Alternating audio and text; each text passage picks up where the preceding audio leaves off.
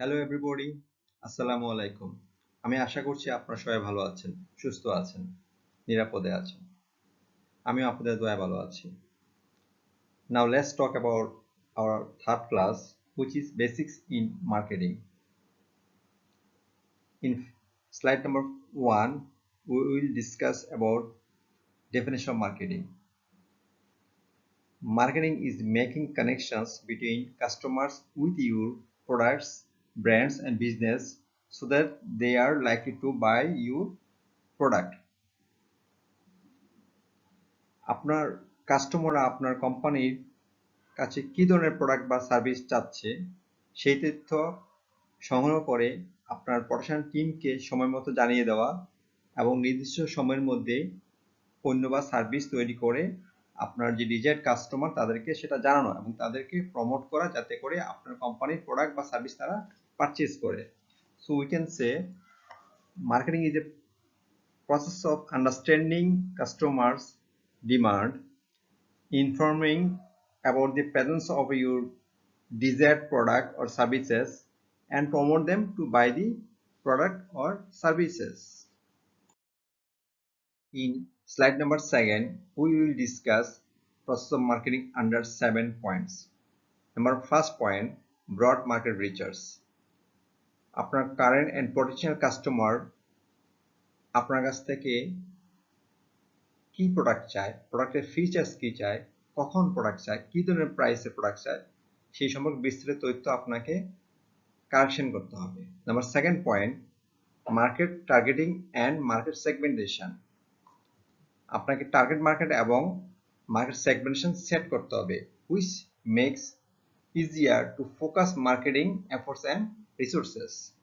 Number third point, determining distribution.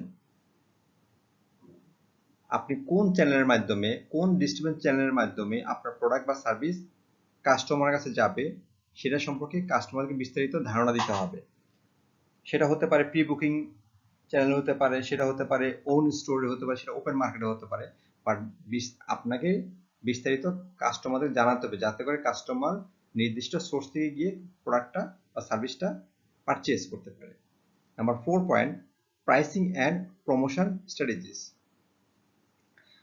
আপনি যে product বা সার্ভিস মার্কেটিং করতে যাচ্ছেন সেই প্রোডাক্টের প্রাইস ডিটারমাইন করার সময় অবশ্যই কম্পিটিটর প্রোডাক্টের প্রাইসের সাথে অ্যানালিসিস করতে হবে এবং আপনাকে ডিফারেন্ট প্রমোশনাল স্ট্র্যাটেজি সেট করতে হবে। সে ফর এক্সাম্পল, আপনার প্রোডাক্টের প্রাইস যদি বেশি হয় সেক্ষেত্রে আপনাকে হয়তোবা ইনস্টলমেন্টে অফার করতে হতে পারে, অথবা একটা ডাউন পেমেন্ট করে বাকিটা আপনাকে একটা মান্থলি ইনস্টলমেন্ট আপনি দিতে পারেন। সেভাবে আপনাকে প্রাইস এবং প্রমোশনাল স্ট্র্যাটেজি সেট করতে হতে পারে। নাম্বার 5, ডেভেলপিং এ কমিউনিকেশন স্ট্র্যাটেজি। আপনার যে এক্সিস্টিং বা পটেনশিয়াল কাস্টমার তাদের সাথে আপনাকে একটা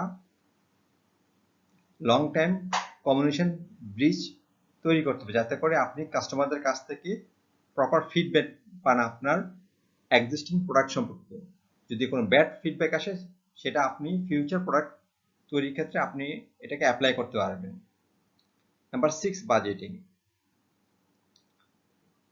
আপনার কোম্পানির ফাইন্যান্সিয়াল পজিশনের উপর বেস করে আপনাকে মার্কেটিং বা প্রমোশন অ্যাক্টিভিটি আপনাকে নিতে হবে, কারণ আপনার কোম্পানির ফাইন্যান্সিয়াল পজিশন যদি বেশি ভালো না হয় তাহলে আপনাকে মার্কেটিং এর জন্য খুব বেশি টাকা খরচ করতে পারবেন না, আপনাকে হয়তো লো কস্টের মার্কেটিংয়ে যেতে হবে। আর যদি কোম্পানির পজিশন খুবই ভালো হয় আপনি সেখানে এক্সপেন্সিভ বা মেসি মার্কেটিং আপনি যেতে পারেন। Number 7, visioning long term market development goals. যে কোনো একটা প্রোডাক্টের একটা শর্ট টাইম ভিশন নিয়ে মার্কেটিংয়ে যাওয়া যায় না, কারণ প্রোডাক্টটাকে আপনি লং টাইম কাস্টমারদের কাছে এস্টাবলিশ করার জন্য আপনাকে একটা লং টাইম মার্কেটিং ভিশন থাকতে হবে, কারণ যে কোনো প্রোডাক্ট কিন্তু একটা সার্টেন টাইম পরে লাইফ সাইকেলে একটা শেষ হয়ে যায়, তখন সেটাকে আবার নতুন করে কাস্টমারদের দৌড়গোড়া পৌঁছানোর জন্য আপনাকে লং টাইম ভিশন নিয়ে আপনাকে মার্কেট ডেভেলপমেন্ট প্ল্যান করতে হবে। In slide number 3 and 4 we will talk about meaning of marketing mix and elements of marketing mix. What is marketing mix? Marketing mix is a combination of factors that can be controlled by a company to influence consumers to purchase its products. অর্থাৎ marketing মিক্সের অধীনে more than one actions or tactics একটি company ব্যবহার করবে to promote its brand or product in the market.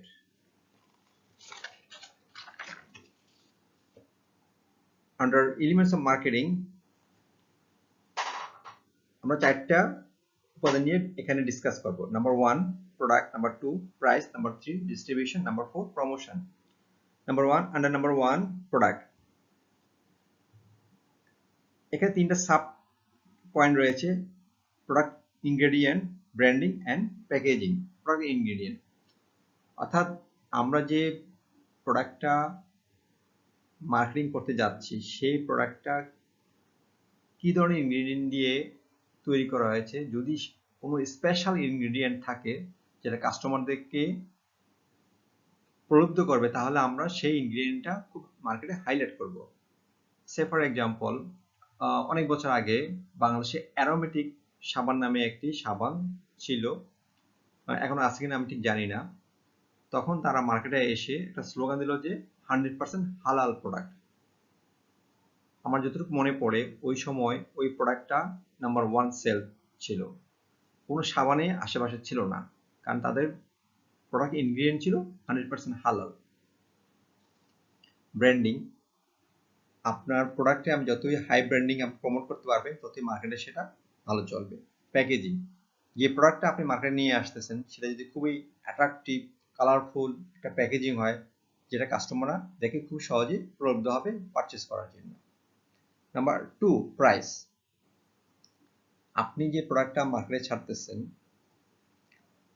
সেটা যদি ডিসকাউন্টে ছাড়া হয় তাহলে কাস্টমাররা অবশ্যই আপনার প্রোডাক্ট কেনার জন্য আগ্রহ প্রকাশ করবে বা ইন্টারেস্ট ফিল করবে। কনসিডারিং কম্পিটিটর প্রাইস, যে প্রোডাক্ট আপনি মার্কেটে ছাড়তেছেন সিমিলার প্রোডাক্ট অন্য কোম্পানির থাকে তাহলে অবশ্যই আপনাকে তার প্রাইস কম্পারিজন করতে হবে। যদি আপনার প্রোডাক্টের প্রাইস কম্পিটিটর প্রোডাক্টের প্রাইসের চেয়ে কম হয় তাহলে কাস্টমাররা অবশ্যই আপনার প্রোডাক্টের প্রতি আকৃষ্ট হবে পারচেস করার জন্য।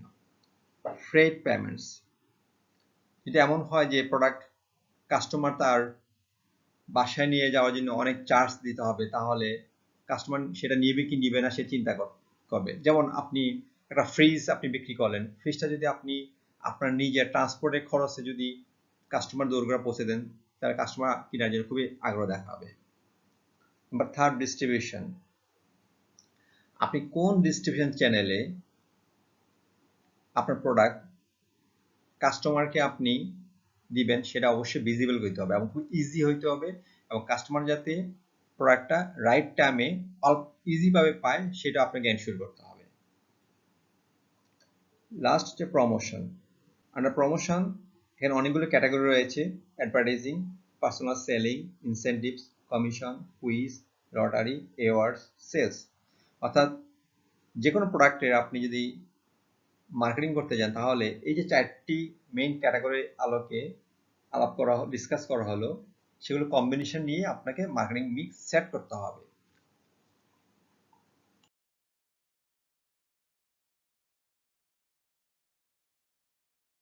In slide number 5 we will discuss difference between selling and marketing.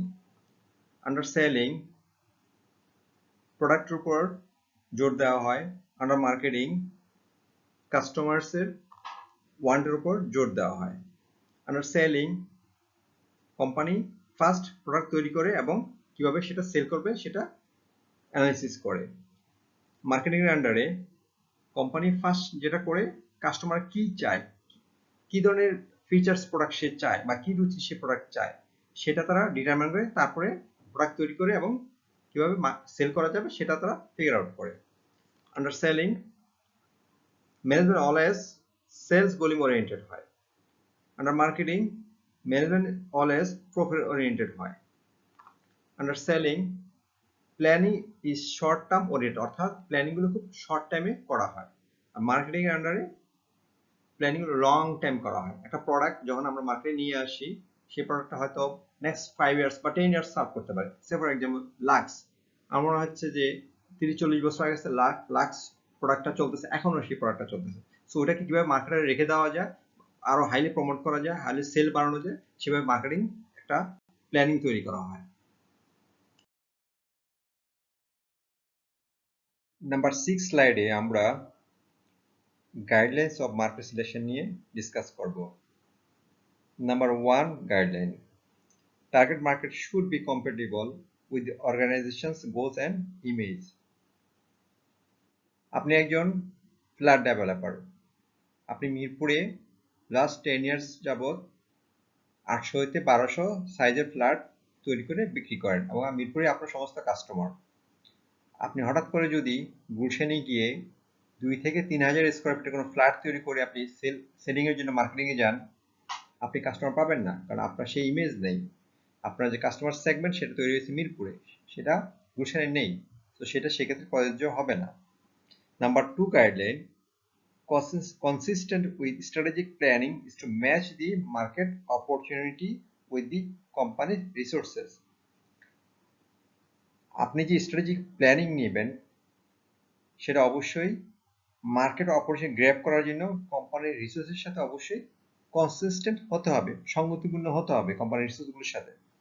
Number 3 guideline, an organization should consciously seek markets that will generate sufficient sales volume, অর্থাৎ অর্গানাইজেশনকে কন্টিনিউয়াসলি মার্কেট খুঁজতে হবে যেটা sufficient or enough sales ensure করবে at low cost but ensure higher profit margin.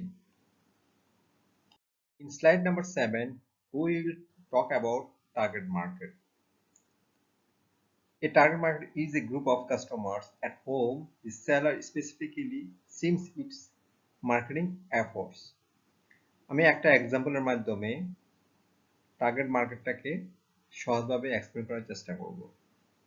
ধরুন Samsung একটা expensive mobile phone launch করলো মার্কেটে, যার মাধ্যমে টপ এক্সিকিউটিভ বা বিজনেসম্যানরা খুব ইজিলি অফিসের সমস্ত কাজগুলো তারা কুইকলি এবং নিখুঁতভাবে করতে পারবে এবং সমস্ত কাজগুলি তারা অটোমেটিক্যালি তার যে অরিজিনাল পিসি সেখানে চলে যাবে। তো এই ক্ষেত্রে স্যামসাং কি করবে? এক্ষেত্রে স্যামসাং কর্পোরেটের যারা হাই লেভেল জব করে বা যারা বিজনেস করে ওই কাস্টমার গ্রুপটাকে সিলেক্ট করে তার মার্কেটিং সমস্ত এফোর্টকে সে ওদিকে নিয়োগ দিবে, যাতে করে প্রোডাক্টটা কুইকলি এবং বেশিভাবে সেল করা যায়। স্লাইড নাম্বার 8 আমি স্পেশালভাবে গার্মেন্টস ইন্ডাস্ট্রির কথা মাথায় রেখে তৈরি করেছি। What are the factors to be considered for sourcing desired market? এই ফ্যাক্টরগুলো হলো price, lead time, quality, volume, fashion, brand reputation, demography, CUC or city pad standard, import duty, duty free, international banking connection. আমরা live সেশনে এই টপিকটা নিয়ে বিস্তারিত discuss করব, because this is very interesting topic. Slide number 9 এ আমরা promotion নিয়ে ডিসকাস করব। What is promotion? Promotion means is an attempt to influence customers so that customers can buy your product or service. Promotion under ধরেই নেওয়া হয় প্রোডাক্টটা already মার্কেটে আছে, সো আমার এই মার্কেটে যে প্রোডাক্টটা এখন এক্সিস্ট করে সেই প্রোডাক্টটাকে কাস্টমারদের নিকট বিক্রি করার জন্য তাদের বিভিন্নভাবে ইনফ্লুয়েন্স করা, যাতে আমার সেলটাকে এক নির্দিষ্ট লেভেলে নিয়ে যাওয়া যায়। Promotion includes advertising, press release, consumer promotions, discounts, free buys, incentive, trees, awards, and so on. Under slide number 10, we will discuss 5 different promotional methods. Number 1, personal selling. আমরা গার্মেন্টসে দেখতে পাই যে বিভিন্ন ক্যাপিটাল মেশিনারির সেলস রিপ্রেজেন্টেটিভ তারা সরাসরি গার্মেন্টসে চলে আসে মালিক অথবা টপ এক্সিকিউটিভদের সাথে কথা বলার জন্য এবং তাদের মেশিনারি সম্পর্কে ডিটেলস এক্সপ্লেন করার জন্য। Number 2, advertising. মেসিভ কাস্টমারদের পৌঁছানোর জন্য অ্যাডভার্টাইজমেন্টের বিভিন্ন মাধ্যমগুলোকে ব্যবহার করা হয়। Number 3, sales promotion. আমরা ঢাকা শহরে প্রায় দেখতে পাই বিভিন্ন ট্রেড শো হয়, মেশিনারি ট্রেড শো হয়, অ্যাক্সেসরিজ ট্রেড শো হয়, বিভিন্ন প্রোডাক্টের ট্রেড শো হয়। ওই ট্রেড শোতে বিভিন্ন অ্যানাউন্সমেন্ট থাকে যে আপনি যদি বাণিজ্য মেলা বা ট্রেড শো চলাকালীন সময়ে এই মেশিনারিজ অথবা এই অ্যাক্সেসরিজের বুকিং দেন তাহলে আপনাকে 5% or 10% ডিসকাউন্ট দেওয়া হবে। Number 4, publicity. একটি মোবাইল কোম্পানি নতুন মোবাইল সেট লঞ্চ করার জন্য যে কোনো একটা হলরুম বা হোটেলের বলরুম ভাড়া করে বিভিন্ন সাংবাদিকদেরকে ডেকে একটা প্রোডাক্ট সম্পর্কে তারা অ্যানাউন্সমেন্ট করতে পারে। Number 5, public relations.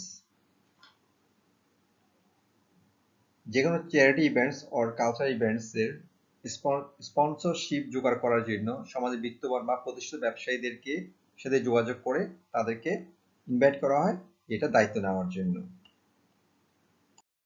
Promotional mix is the combination of personal selling, advertising, sales promotion, publicity, and public relations that will make the most effective promotional program for a company. I mean, যে কোনো organisation তার কাস্টমারের choice, purchase পাওয়ার, attitude এগুলিকে consider করে তার product বা সার্ভিসের sales বাড়ানোর জন্য নিচের যে প্রমোশন মেথডগুলো রয়েছে সেগুলো থেকে একটা কম্বিনেশন সেট করা হয় যাতে করে কাস্টমারদেরকে অ্যাট্রাকশন করা যায় প্রোডাক্টটা সেল করার জন্য। In slide number 12, we will talk about what are the factors that influencing promotional mix. There are 4 factors which influence promotional mix. Number 1, the nature of the market. যদি মার্কেট সাইজ বড় হয় এক ধরনের promotional mix নিতে হবে, যদি market size ছোট হয় তাহলে আরেক ধরনের প্রমোশনাল মিক্স নিতে হবে। Number 2, the nature of the product. যদি প্রোডাক্টটা যদি লো কোয়ালিটি বা লো প্রাইসের প্রোডাক্ট হয় তাহলে এক ধরনের প্রমোশনাল মিক্স নিতে হবে, স্টেপ নিতে হবে। প্রোডাক্ট যদি হাই ভ্যালু প্রোডাক্ট হয় তাহলে আরেক ধরনের প্রোডাক্ট প্রমোশনাল মিক্স নিতে হবে। Number 3, the stage of the product's life cycle. যে কোনো প্রোডাক্ট লাইফ সাইকেলে ইনিশিয়াল স্টেজে যে প্রমোশনাল মিক্স নিয়ে সেলস বাড়ানো যাবে, মিডলে গেলে হয়তো ডিফারেন্ট প্রমোশনাল মিক্স নিতে হবে, বা লাস্টে দিয়ে গেলে আরো বেশি ব্যাপক প্রমোশনাল মিক্স নিতে হবে to upgrade the sales volume. Number 4, the amount of money available for promotion. কোম্পানির ফাইন্যান্সিয়াল স্ট্রেংথের উপরে প্রমোশনাল মিক্সটা ডিপেন্ড করে। যদি ফাইন্যান্সিয়াল সাপোর্টটা কম থাকে তাহলে প্রমোশন মিক্সটাও সেভাবে হবে। যদি ফাইন্যান্সিয়াল সাপোর্ট ভেরি স্ট্রং হয় কোম্পানি সেক্ষেত্রে প্রমোশনাল মিক্সটার কম্বিনেশনটা আওতা বড় হতে পারে।